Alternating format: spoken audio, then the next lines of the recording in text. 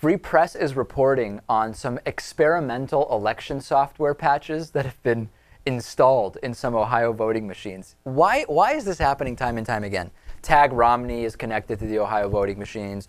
There's questions about the voting machines being out of calibration and voting for the wrong person. Now it turns out that during the 2004 election, this is a previous Free Press report, it was reported that election officials actually installed some uncertified and untested software patches on voting machines in 44 Ohio counties. Now, why is it important that these are considered experimental? Well, if they're considered experimental, the requirements for confirming that they will not affect or skew or distort the behavior of the machine doesn't have to be there. In other words, because it's experimental, it's like a beta test. You know, all bets are off.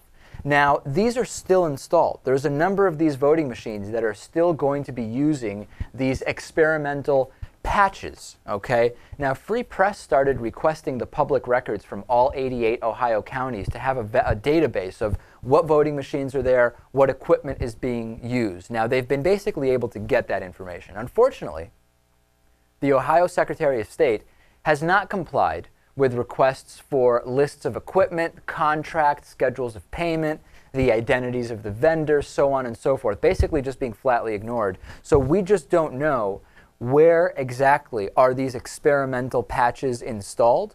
What effect will they have?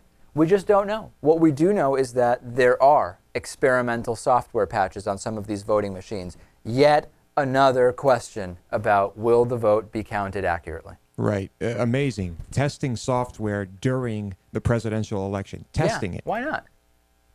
Unreal.